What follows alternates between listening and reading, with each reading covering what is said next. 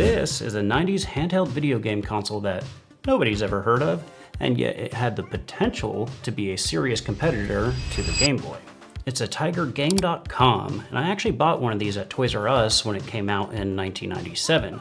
That was an era when Tiger was known for cheap electronic games, like this horrible Aladdin example from 1990 that I thought was boring even when I was a toddler.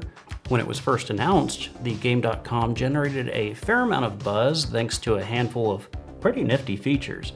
The most exciting of those was the display, which is a touchscreen. Those weren't common at the time, even in expensive devices, so it was a big deal. The display was also relatively high resolution with 200 by 160 pixels. Compare that to the Game Boy's 160 by 144. On top of that, it had dual cartridge slots, serial connectivity, a seemingly powerful 10 MHz Sharp CPU, pretty decent sound hardware, and a reasonable price of $69.95, which is equal to about $140 today. It was a bit like a PDA, but with gaming capabilities and internet connectivity. To get online, you would need a special internet cartridge and a dial-up modem. Then, in theory, you could do very basic tasks like sending email and browsing a text-only version of the web.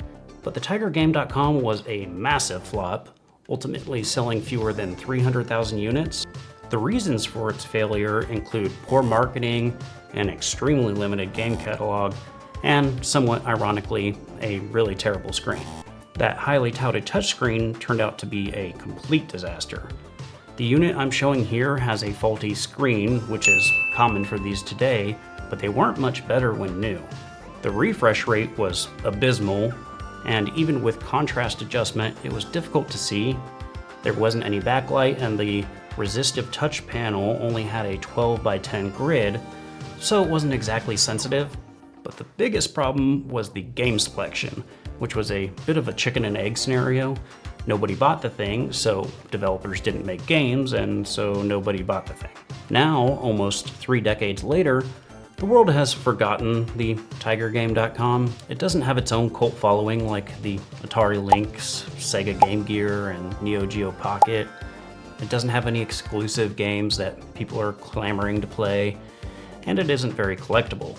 But it is an interesting part of gaming history and shows that at one point in time, Tiger had the potential to go up against Nintendo.